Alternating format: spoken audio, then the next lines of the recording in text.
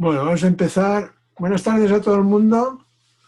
Hoy tenemos el placer y el honor de tener a Carlos Scolari, que nos va a hablar de interfaces y que va en relación al último libro que ha publicado recientemente. Y como siempre, pues la dinámica será pues por parte del ponente unos 20-25 minutos y luego pues vuestras preguntas y reflexiones en relación pues a lo que nos explique Carlos. Pues sin más preámbulo, Carlos, cuando quieras. Bueno, viendo que hay gente de Uruguay, yo hago honor al mate, me tomo otro. Está medio frío ya. Bueno, no, ante todo, bueno, quería agradecerte por esta posibilidad de charlar un rato con la gente del máster. Eh, Ahora, bueno, muestro un poco la cámara y después paso a la parte más de presentación, ¿no? La idea es, como tú decías, es hacer una breve intervención de unos 20 minutos más o menos, hablando, centralizándolo en el concepto de interfaz y después, bueno, dejamos el micrófono y pantalla abierta para debatir y para hacer preguntas. Eh, Brevemente, dos o tres cositas. Yo estudié comunicación, en comunicación social, la licenciatura en Argentina, en Rosario. En el año 90 me fui a Italia y estuve prácticamente todos los años 90 fuera de la universidad. Yo en Argentina trabajé en la universidad 3 4 años antes de irme, en teorías de la comunicación. Y yo siempre digo, llegué a Italia y vinieron las dos revoluciones, porque llegó Berlusconi y llegó la revolución digital. Me compré un Mac apenas llegué a Italia, ya por el 90, 91. Y, y claro, viví, digamos, un poco en primera persona todo este cambio radical que hubo. Empecé, eh, Trabajé todos los años 90 en una empresa de multimedios, primero hicimos algunos cursos en disquete, después pasamos a hacer CD-ROM y después obviamente pasamos a hacer webs. La empresa donde yo trabajé era muy importante en la producción de CD-ROMs, estos multimedia, bien de años 90, con ambientes virtuales, interactivos, digamos, todo lo que no se podía hacer en la web, lo hacíamos en formato CD-ROM. Y éramos conscientes que apenas la web tuviera un buen ancho de banda de transmisión, el CD-ROM iba a morir, por lo menos nosotros lo teníamos claro. Pero bueno, nos vino bien porque poder construir un entorno virtual, inmersivo a 360 grados, era algo impensable en la web y lo podíamos hacer en el CD-ROM. Después, bueno, finales de los años 90, yo vivía en Torino, en Italia, en Turín. Digo, bueno, tengo ganas de volver a la universidad, tenía que hacer un doctorado.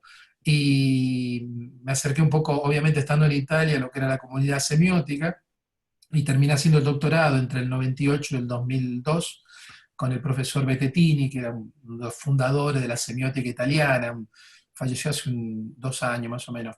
Bettetini era de la generación de Umberto Eco, ¿no? Toda esta gente que funda la semiología primero en los años 60 y después ya sigue todo el recorrido semiótico. Eh, Ahí nos formamos varios investigadores, Nicoletta Vittadini, que en ese momento hacía semiótica del hipertexto, Matteo Vitanti, que es especialista en videojuegos, y yo obviamente, que venía de trabajar en diseño de interfaces y productos multimedia, me dediqué a semiótica de las interfaces, ¿no? Y mi idea de investigar los procesos de interacción, estamos hablando del año 2000, cuando era el boom de la usabilidad, tuve la suerte de charlar con Jakob Nielsen en un congreso de Estados Unidos, era la época de oro, antes que estallara la burbuja.com, ¿no? Que había muchísimo dinero para todas estas cosas.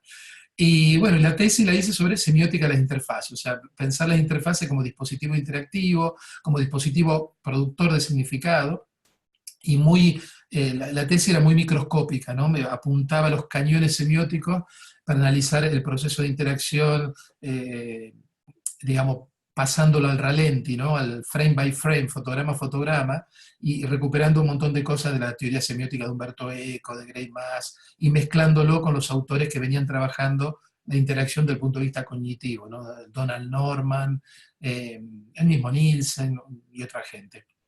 El resultado de eso es un libro que es parte de mi tesis, que salió en Gediza, hago un poco de publicidad. Se los muestro no para vender libros, sino para que se ubiquen más o menos. Que era el hacer clic, un libro de Gediza, ¿no? Que era muy, repito, es muy de microscopio el libro, ¿no? Es de ver cómo evoluciona, por ejemplo, la interfaz de un diario online, un producto interactivo en CD-ROM, que es pensado con fines artísticos, un poco era un enfoque muy micro. Al final del libro, del hacer clic, que es de 2004, al final del libro, digo, bueno, como que esta historia sigue en un análisis más en clave, diríamos, macro del sistema de las interfaces, ¿no?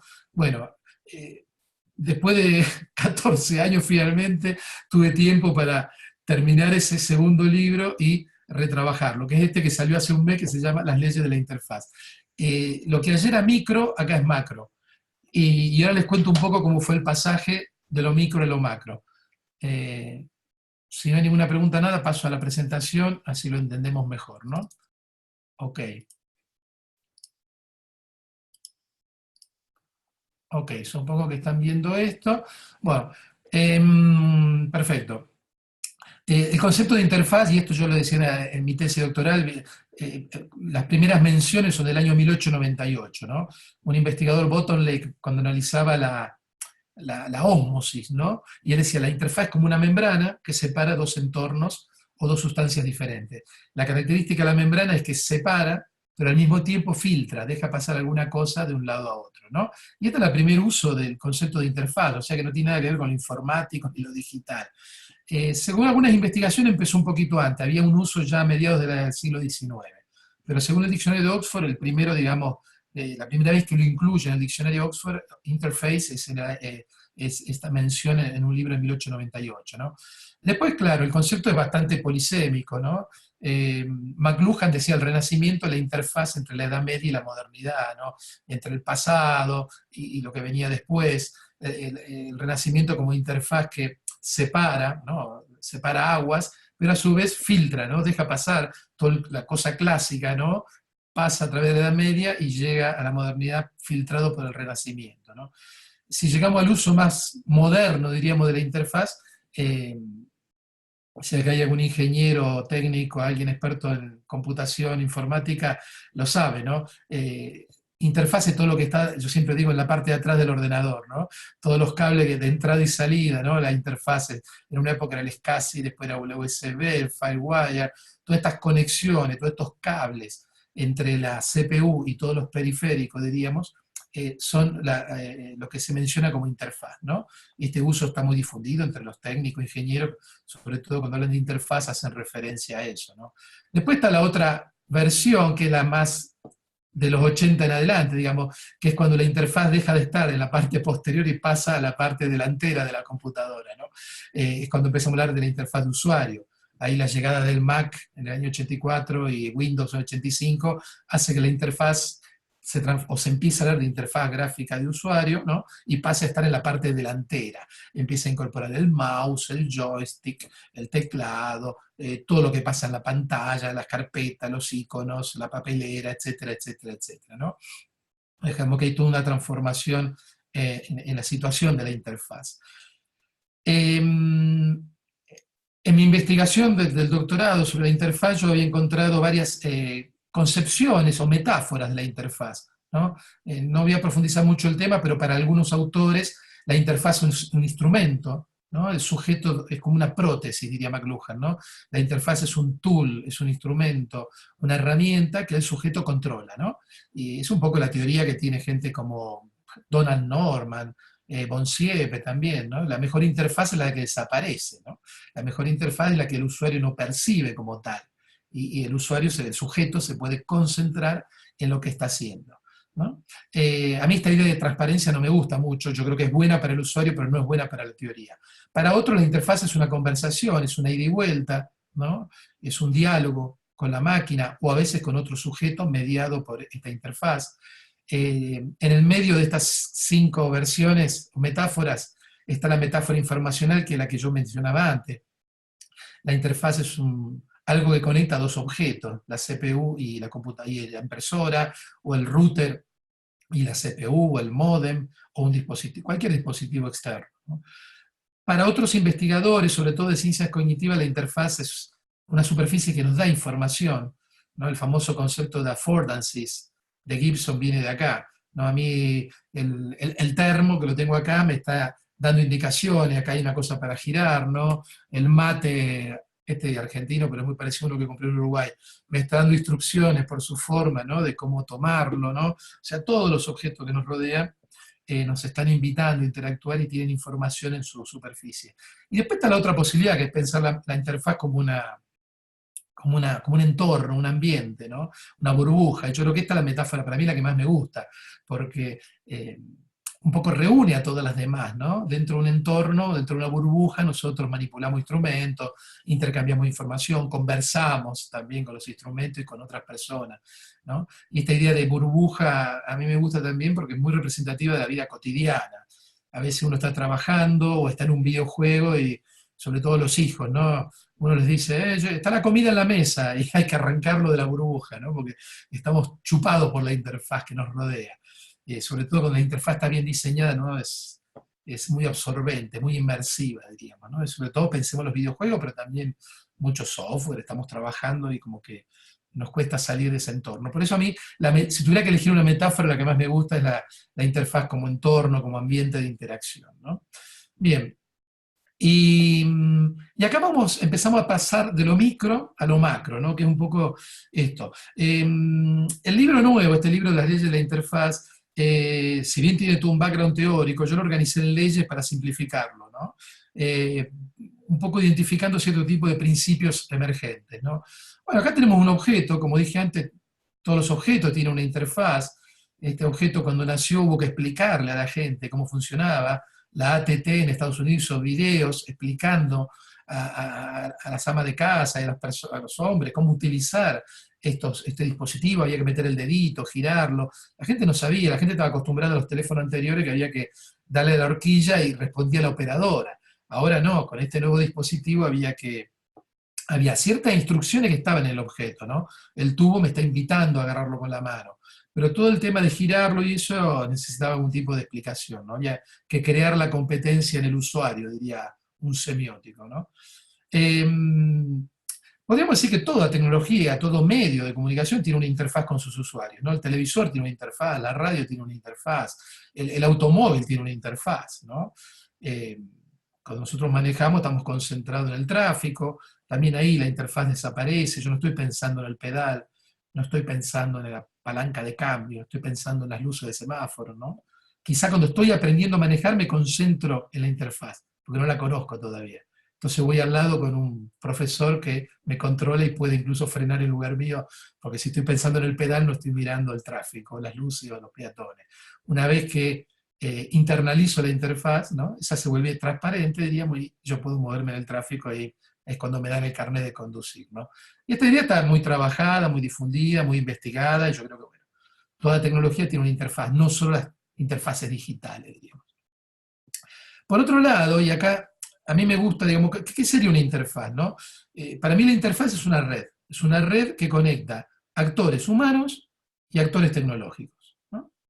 Puede ser una red frente a la pantalla, donde yo tengo un mouse, tengo una pantalla interactiva, tengo una cámara, tengo iconos, ¿no?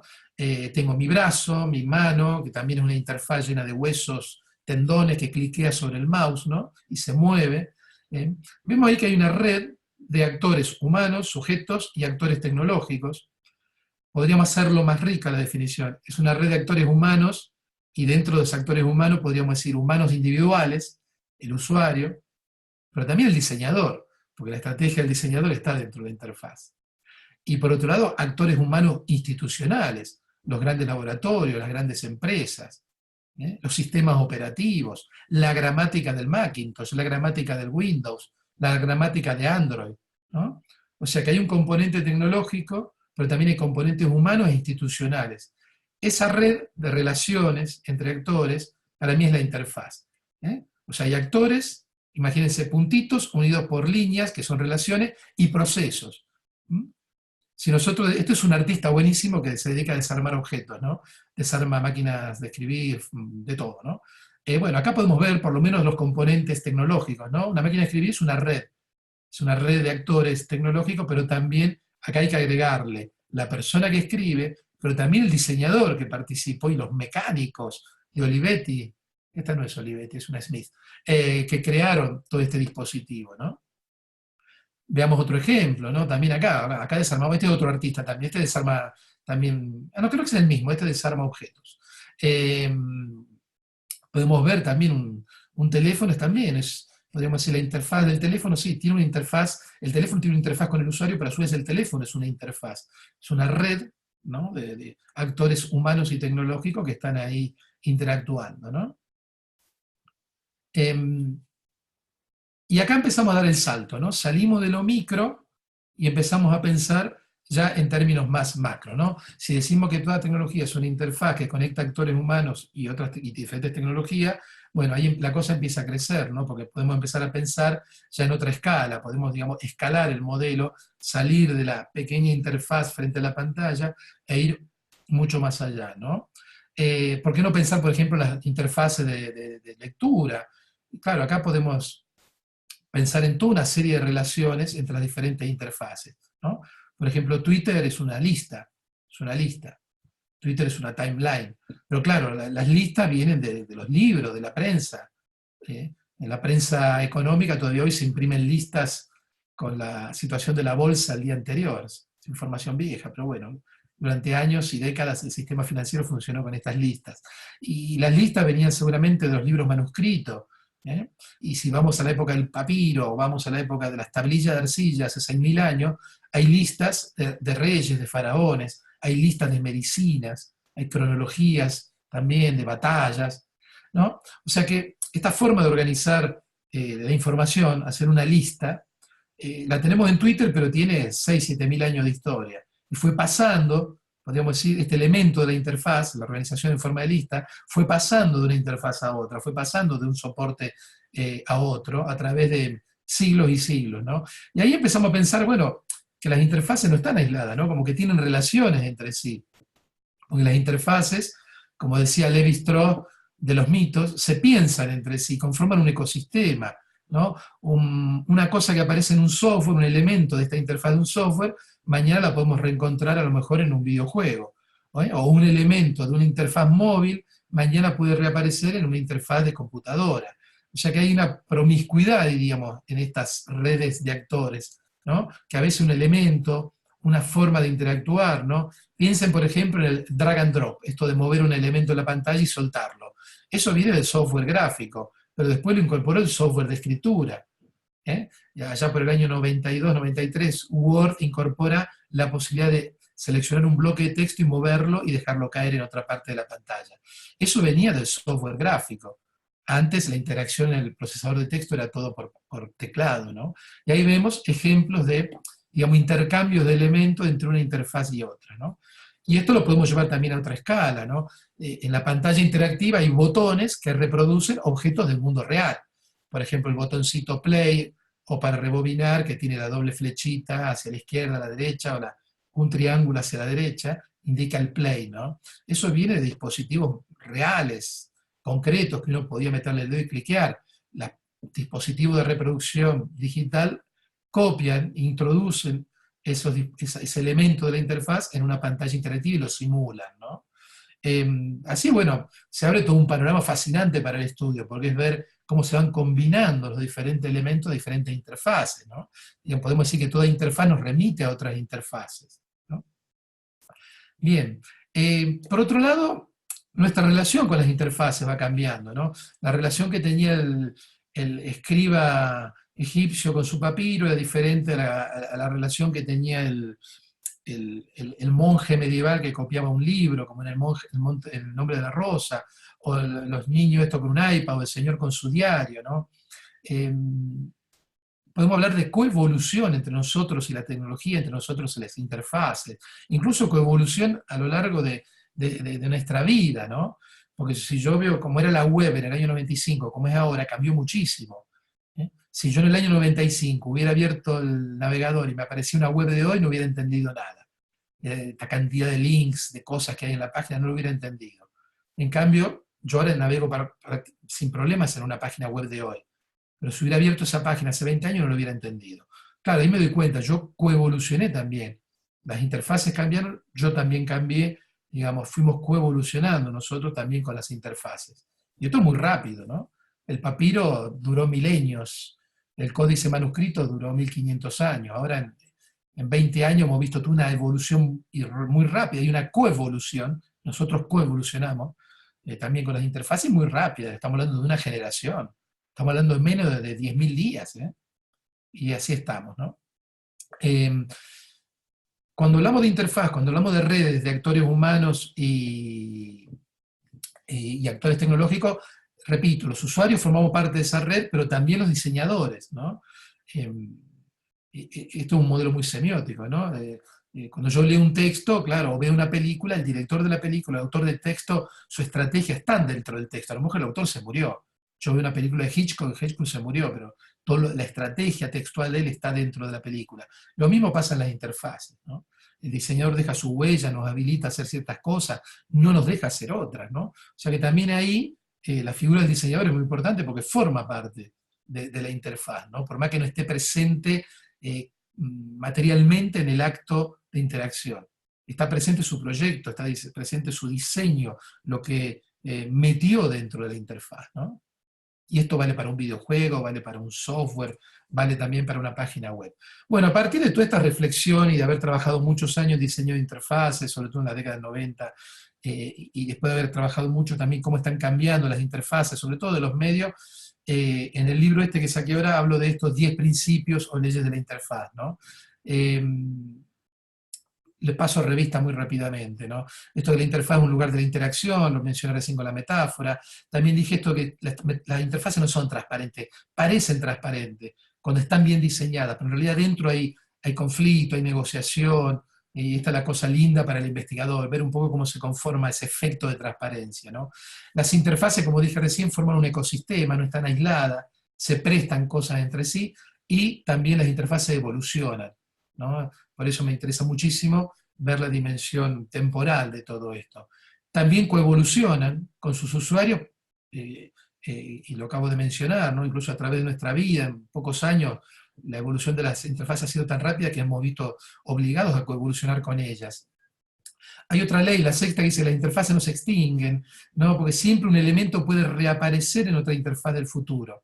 Por ejemplo, si hablamos de medios, el telégrafo, toda la interfaz, la tecnología del telégrafo, el telégrafo desapareció, se extinguió, nadie manda telegramas picoteando en una maquinita en código Morse, ¿no? Pero un componente de esa interfaz, que es el lenguaje telegráfico, reaparece hoy en un WhatsApp o en un CMS, ¿no? La forma telegráfica de escritura. O sea, un elemento de esa interfaz reaparece un siglo después en la forma de comunicación electrónica, ¿no? Ahí la séptima ley habló de la simulación. Esto es interesante, cuando aparece el Mac y el Windows con la interfaz gráfica, el sistema MS2, que era la interfaz más difundida, era la interfaz alfanumérica, eran todas letras y números, empieza a imitar, por ejemplo, los botones, ¿no? Era una forma de adaptación y de competencia, ¿no? Desde el momento que las interfaces gráficas se les comían el mercado, la vieja interfaz alfanumérica, solo hecha de números y letras, empieza a simular botones, ¿no? Esto es muy sugerente, bueno, en el libro hablo incluso de cuando las locomotoras simulaban ser aviones y se vuelven aerodinámicas en la década del 20, del 30, ¿no? Y los coches también, ¿no? Esto que se llama el streamline, ¿no?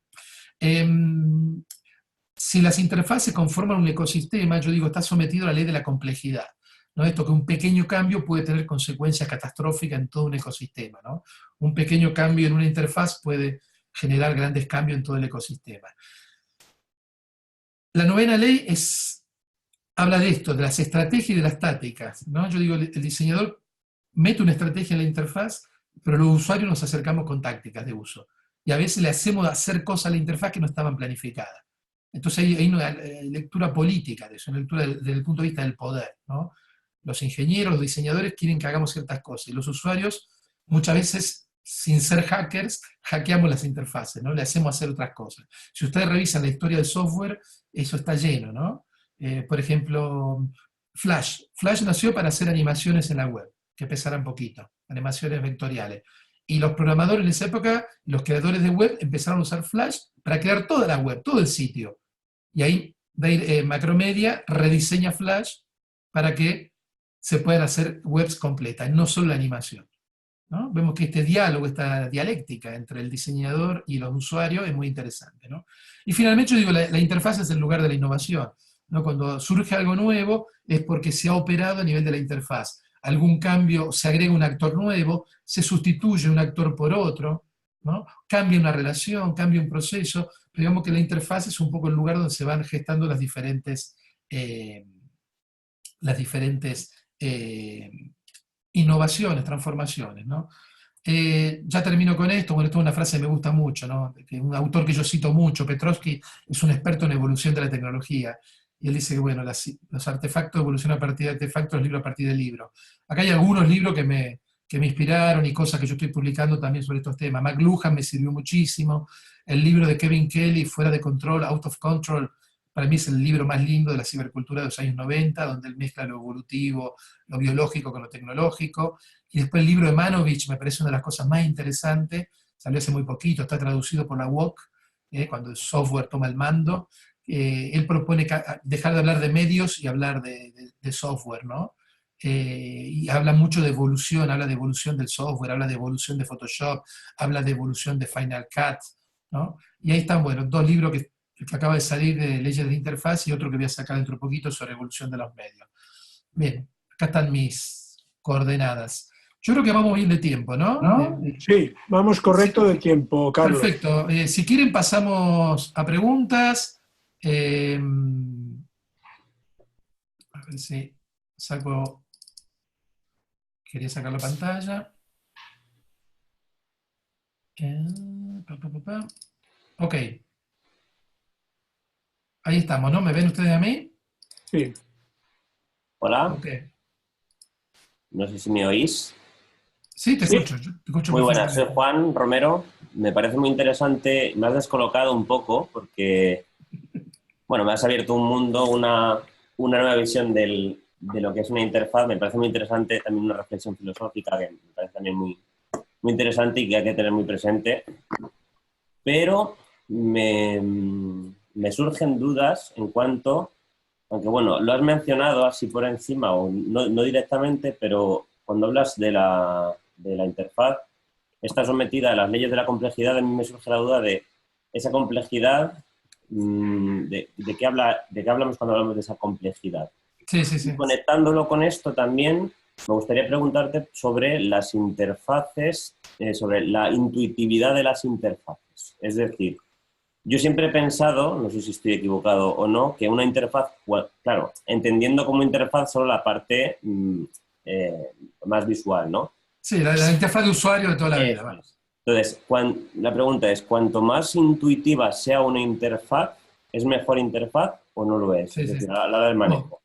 No, respecto a la primera pregunta, bueno, hay gente que ha estudiado la evolución de la tecnología en general desde el modelo más darwiniano, ¿no? Haciendo bifurcaciones, ¿no? Aplicando el modelo de Darwin, ¿no? Variaciones, selección no natural, diríamos, más artificial, y nuevas variaciones. Yo he encontrado trabajos de investigación buenísimos sobre evolución de los tanques de guerra, sobre los aviones, ¿no? Hay cosas muy, muy interesantes. Y después hay otro filón de evolución tecnológica que trabaja más los modelos de la complejidad como los entiende el Instituto de Santa Fe, ¿no? Ahí el gran referente es Stuart Kaufman. Dos autores que me gustan mucho. Uno es Brian Arthur, que es economista, pero en los últimos años está trabajando en evolución de la tecnología, y ellos trabajan con estos modelos de simulación con los autómatas, ¿no? Crean pequeñas simulaciones de ecosistemas tecnológicos y analizan cómo se van produciendo las posibles variaciones, haciendo simulaciones por ordenador. Él tiene un libro que se llama The Evolution of Technology, Brian Arthur. Y después, bueno, en la Pompeu, en el grupo del Ricard Soulé, que es el gran experto en complejidad que tenemos en Barcelona y por suerte lo tenemos en la Pompeu, hay un chico de su grupo que ha trabajado de evolución de la tecnología. Ellos trabajan con Big Data, ¿no? Ha trabajado ellos a partir de las patentes, ¿no? Han agarrado las bases de datos de Estados Unidos. Ya de finales del siglo XIX había registro de patentes, de la época de Edison, y han machacado datos por ese lado, ¿no? O sea que desde la teoría de la complejidad hay gente que se ha ido acercando a este tema de la evolución tecnológica. Y después está, bueno, esta idea de que, como yo mencioné, ¿no? Que un pequeño cambio puede generar efectos de cascada, ¿no? Si lo llevamos a una cosa más, un ejemplo más real, bueno, para entender fácilmente, ¿no? Si uno piensa en el año 2005-2006, todo el ecosistema del sector móvil, ¿no? Estaba súper asentado, estaba Nokia, estaba Samsung, BlackBerry, ¿no? Eran los grandes actores. Y vino un día Steve Jobs, sacó un aparatito del bolsillo en el 2007 y generó un efecto de cascada, ¿no? A los pocos años, un par de años, Nokia había echado a 10.000 personas, la había comprado Microsoft, bueno, BlackBerry no tardó tampoco mucho en desaparecer. O sea, esto estamos, digamos, la moraleja es que nadie puede dormirse en los laureles, porque, y esto le pasa al pequeño actor y a la gran multinacional, ¿no? Porque tú te crees que dominas un mercado, mira Kodak, ¿no? Los reyes de la fotografía por un siglo, y tardaron un poquito en pasar a lo digital y se los comieron, ¿no? Por eso yo creo que esta idea de la complejidad, incluso entendida así en sentido más popular, yo creo que es útil, ¿no? Y para prestar atención a estas pequeñas cosas que pueden tener un efecto muy grande. Respecto a lo intuitivo, claro, cuando yo no critico la transparencia de la interfaz desde el punto de vista del usuario. Es fundamental. Cuando yo quiero hacer algo, la interfaz tiene que desaparecer, si no, ¿qué pasa? Si yo voy manejando el coche, estoy pensando en el pedal o en el cambio, voy a chocar y voy a matar a alguien. Si yo estoy escribiendo en Word, no tengo que pensar en la letra, en el teclado. Me tengo que concentrar en el texto y la pantalla, y la mano fluye sobre el teclado. Si estoy modificando una foto en Photoshop, no estoy pensando en la mano sobre la tablilla, la tableta y el lápiz digital, sino que estoy pensando en el color que quiero conseguir, o en la forma, o en el retoque, ¿no? Eso es indiscutible. Lo que yo digo que para el investigador, sobre todo, el tema es que para los que venimos de semiótica, hay toda una reflexión sobre la crítica a la transparencia del lenguaje. Los lenguajes nunca son transparentes, ¿no? Los sistemas de significación nunca son transparentes. Yo voy al cine, veo una hermosa película, me dejo llevar por la película, pero ¿qué pasa? Hay un director que eligió dónde poner la cámara, si hacer una imagen subjetiva, si hacer una objetiva, si hacer un primer plano. O sea, hay toda una construcción detrás de eso, hay una toma de decisiones. Por eso yo digo que las interfaces son políticas, ¿no? Y lo mismo pasa en un videojuego, lo mismo pasa en cualquier interfaz. Si yo digo, la interfaz es transparente, como que desde el punto de vista de la investigación me cargo todo eso, ¿no?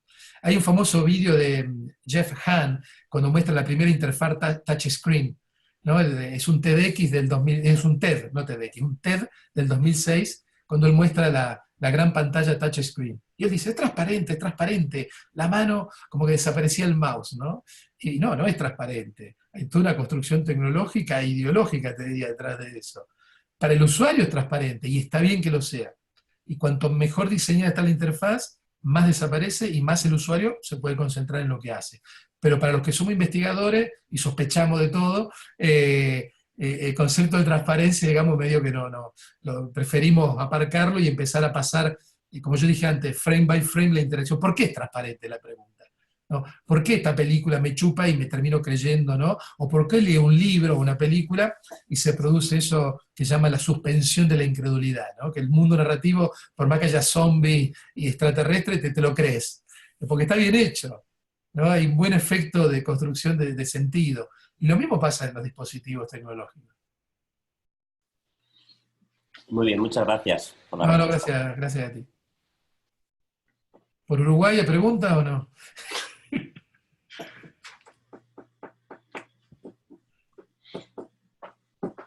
Venga, más preguntas. Animaros.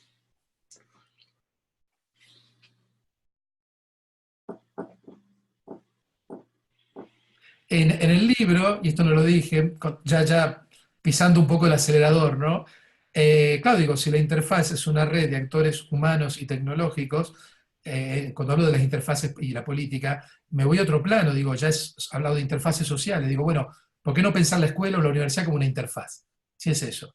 La escuela secundaria, la primaria o la universidad es una interfaz donde hay actores humanos, institucionales y tecnologías. Desde la pizarra, el borrador y el lápiz, el cuaderno, hasta el software Zoom, el Moodle y todas las tecnologías que queremos. El aula es una tecnología. Cuando dicen los profesores, meter la tecnología en el aula. El aula siempre tuvo tecnología, tuvo la pizarra, tuvo el mapamundo, tuvo la tiza, ¿no? Entonces, ¿qué pasa? ¿Qué está pasando con esa interfaz? Las interfaces escolares educativas están en crisis. ¿Por qué? Porque la escuela pública que conocemos, es una interfaz educativa del siglo XVIII, principio del siglo XIX, que es cuando se crea la interfaz pública, de la educación pública, ¿no? Los chicos en fila, tocan la campana, entran a la escuela, porque se los preparaba para la fábrica. y todos reciben la misma educación en bloques de 1 hora. No era una fábrica, era una escuela industrial, ¿no? Por eso está en crisis la educación, la interfaz educativa está en crisis. Y hablemos de la universidad, que tiene 1000 años de vida, que se ha sabido adaptar. La interfaz universitaria ha sobrevivido 1000 años. Este siglo se cumplen 1000 años de universidad, pero se ha adaptado, pero a procesos muy lentos. Hay que ver si nos adaptamos a estos procesos tan rápidos. Otro ámbito que a mí me encanta, y ahora vamos a hacer una presentación en la BCM este jueves, viene Alejandro Pisitelli, viene Carlos Pon, colega de la Pompeu, que dirige el máster de política, y viene Janice Roca, de Roca Salvatella, una empresa que trabaja en redes sociales, porque queremos trabajar el tema de tecnopolítica. Los partidos políticos son interfaces que están en crisis. Porque en todo el planeta, en todos lados uno va y los partidos están en crisis. Más allá que sea, y los sistemas democráticos están en crisis, como que hay una interfaz política que hay que rediseñar. Tenemos que rediseñar las escuelas, tenemos que rediseñar las interfaces educativas, pero también tenemos que empezar a rediseñar y repensar la política, ¿no? También hablo de interfaz gastronómica. En el libro hablo también de la evolución de los cuchillos y tenedores, que es fascinante todo eso. Ahí se aplica el modelo de Darwin, hay bifurcaciones, ¿no? Una mesa, un almuerzo, una cena, es una interfaz. Hay sujetos, hay tecnologías, hay relaciones, hay protocolos, ¿no? Y también ahí hablo de 2 ejemplos. Uno, el movimiento Slow Food italiano, que es muy conocido mundialmente, que ha rediseñado la interfaz gastronómica, productos kilómetro cero, ¿no? Recuperar la tradición. Y el otro es Ferran Adrià, toda la cocina de vanguardia catalana a nivel mundial, ¿no? Que rediseña la interfaz gastronómica. Él diseña sus propios instrumentos de cocina, porque incorpora químicos, hace procesos de esferificación, lo que es salado es dulce, lo que en la cocina tradicional es sólido, él lo hace gaseoso. Él está rediseñando la interfaz gastronómica. O sea, yo creo que el concepto en eso es bastante flexible y se puede jugar mucho y hasta es divertido. Y lo bueno es cuando uno detecta interfaces en crisis, como la política o la educativa, podemos recuperar todo el conocimiento que hay de design thinking y de diseño de interfaces digitales, podemos aplicarlo al rediseño de interfaces sociales.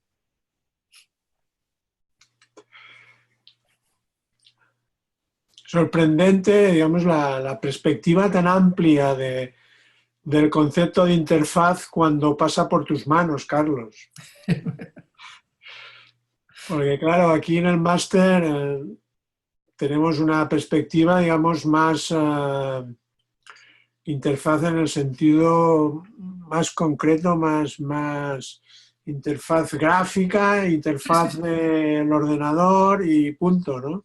Sí, bueno, yo tuve desde el año 90, que para mí la interfaz era esa, pero a mí me empezó a dar vuelta esta idea. Te digo, bueno, yo terminé la tesis en 2002 y ya tenía ahí, ya perfilaba ir a lo macro, ¿no? Pero hay un libro del 92, un libro de Pierre Levy, que yo lo cito muchísimo, lo pongo como, yo creo que fue la chispa en el año 92.